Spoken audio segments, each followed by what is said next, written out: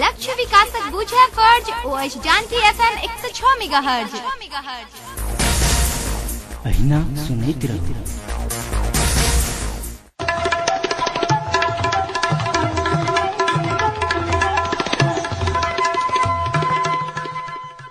नमस्कार, जानकी FM 106 मेगाहर्जक जानकी समाचार में अपने के स्वागत है। जैसा सुनल जाओ समाचार। एक मुख्य समाचार।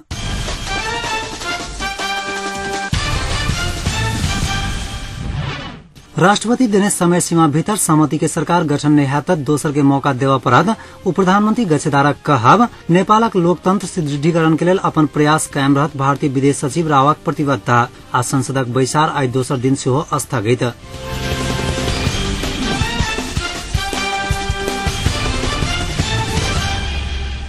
उप प्रधानमंत्री विजय कुमार गच्छेदार राष्ट्रपति देने समय सीमा भीतर तीनू पैघ दल सहमति के सरकार गठन कर नहीं सकत दोसर के मौका देवा परत बतौले सहमति के सरकार निर्माण का शांति प्रक्रिया के निष्कर्ष में पहुंचावा आ शांति निर्माण प्रक्रिया के गति देवा आग्रह करतो प्रमुख तीनू दल गंभीर नहीं भेल हुनक आरोप छलैन। प्रमुख तीन दलक नेता सब प्रधानमंत्री बन के प्रतिस्पर्धा कर रहला सा कोनो हालत में तीन दल बीच सहमति होब नहीं सकत दावी करैत ओ तीनू दल असफल हाथ बतौले आई नवलपरासी के परासी में आयोजना भेल साक्षात्कार कार्यक्रम में फोरम लोकतांत्रिक के अध्यक्ष समेत रहल उप प्रधानमंत्री गच्छेदार ई बात बतौले 3 दिन धरि संचालन होवाला पार्टी कार्यकर्ता के प्रशिक्षण कार्यक्रमक उद्घाटन के लेल उप प्रधानमंत्री गच्छेदार सहितक नेता सब आई परासी पहुंचल छलैथ।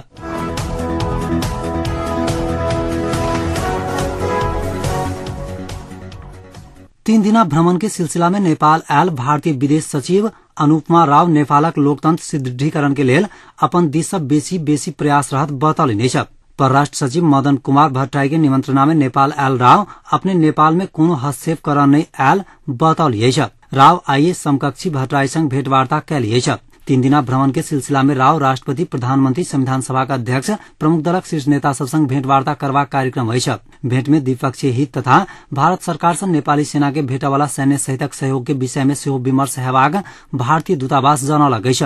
अहिना एकीकृत भन्सार बिन्दु सीमावर्ती रेलवे विस्तार हुलाकी सड़क सहितक समझौता कार्यान्वयन के समीक्षा हेतु बताओल गेल अछि।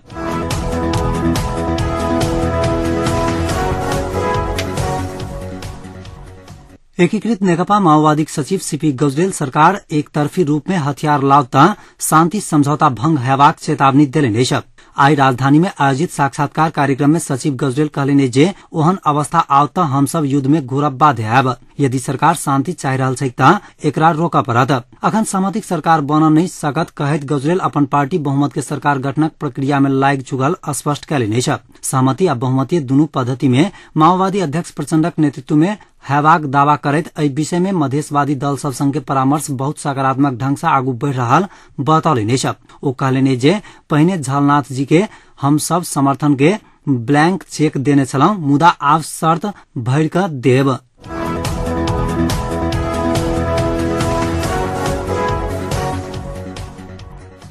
नेपाली कांग्रेसक केन्द्रीय सदस्य प्रकाश शरण महत पार्टी में वरिष्ठ नेता शेर बहादुर देउवाक नेतृत्व में सरकार गठन करे के विषय में परामर्श शुरू भेल बतौले आई राजधानी में आयोजित साक्षात्कार कार्यक्रम में ऊर्जा मंत्री समेत रहल महत संसदीय दलक नेता रामचंद्र पौडेल 16 बेर धरि हारने आ एमाले माओवादी सेहो विश्वास कर नहीं सकला सा आप देउवा के नेतृत्व में सरकार गठनक लेल परामर्श शुरू भेल बतौले ओ कहले जे माओवादी आ एमाले के दिस से सेहो देउवाक पक्ष में ग्रीन सिग्नल आबि चुकल अछि। पार्टी भीतर संसदीय दलक नेता प्रधानमंत्री बन के कोनो बाध्यकारी व्यवस्था नहीं रहल दावी करैत ओ केंद्रीय कमिटी निर्णय करत पहुंचत बतौले महत कांग्रेसक नेतृत्व में राष्ट्रीय सहमति के सरकार बन के निश्चित हैत संसदीय दलक नेता परिवर्तन कर सेहो पाछू नहीं परब बतौले ओ कोनो पद्धति से आगामी सरकार देउवाक नेतृत्व में बनत दावा कैले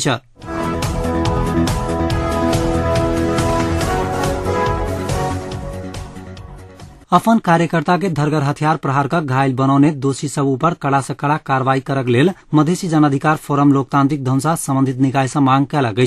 धनुषाक बिसरभोरा गाविस वार्ड नंबर 1 रहनिहार फोरम लोकतांत्रिक के कार्यकर्ता लक्ष्य यादव के कायल बेरिया में खेत से घुर रहल समय में स्थानीय जयनारायण राउत सहितक 6-7 गोटे के समूह में रहल व्यक्ति सब धरगर हथियार प्रहार कर गंभीर घायल बनौने कही फोरम लोकतांत्रिक धनुषा विज्ञप्ति जारी कर एहि घटना में संलग्न दोषी ऊपर कड़ा से कड़ा कार्रवाई मांग कैल गई। घायल यादव के जनकपुर अंचल अस्पताल में इलाज भ रहल प्रेषित विज्ञप्ति में उल्लेख है।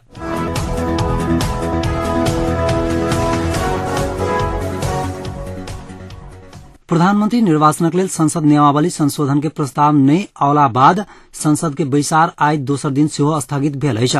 नियमावली संशोधन उप समिति में रहल माओवादी कांग्रेस आ एमालेक सदस्य सब बीच बात मिल नै सकला के बाद काल्हि के बैसार सेहो स्थगित भेल अछि। प्रधानमंत्री के निर्वाचन के परिणाम मुखी बनाबा कहैत नियमावली संशोधन के प्रस्ताव तैयार करऽ लेल उप समिति गठन कयल गेल छल। प्रस्ताव नै आउला के कारण संसद के बैसार से काल्हि बुध दिन 3 बजे धरि के लेल बैसार स्थगित कयल गेल अछि। उप समिति माओवादीक एकराज भण्डारी, कांग्रेसक राधेश्याम अधिकारी, एमालेक अग्नि खरेल, सद्भावनाक अनिल झा आ जनता दलक गायत्री शाह रहल छथि। हुनका सब बीच अपन अपन पार्टी के अनुकूल होबा जका संशोधन करऽ चाहला सँ बात नै मिलल बताओल गेल अछि।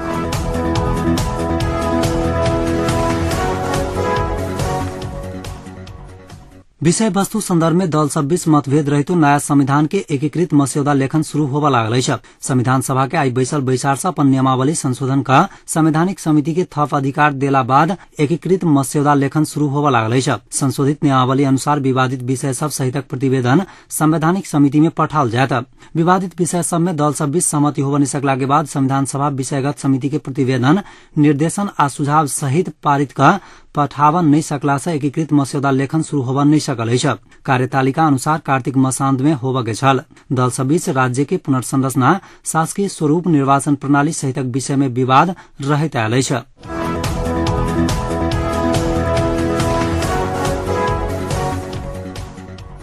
धनसा के सबैला गाविस 1 में एकटा महिला अपने देउर के 2टा नाबालक बेटा के विष खुआका हत्या कयलक अछि। स्थानीय संगीता देवी शाह, देवर शैलेन्द्र शाह के 5 वर्षक बेटा राजन आ 3 वर्षक नेवल के खाना में विष मिलाकर हत्या कयलक अछि। विष मिलल खाना खेला के बाद बीमार भेल ओकरा सबके इलाज के क्रम में मृत्यु भेल अछि। भैयारी के झगड़ा के कारण नाबालक के हत्या भेल पुलिस जानलक अछि। पुलिस संगीता के अपन नियंत्रण में लेलक अछि।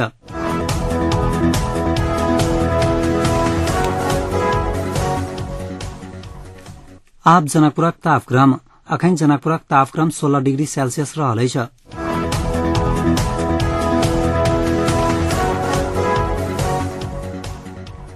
अंत में पुनः एक बेर मुख्य समाचार।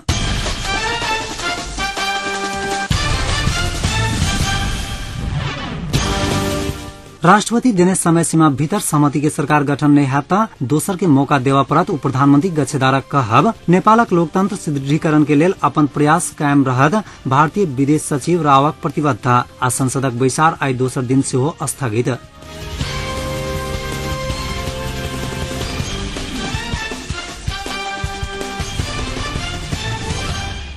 एखनुक समाचार एतै समाप्त होइतै। पुनः समाचार लग उपस्थित है। नमस्कार।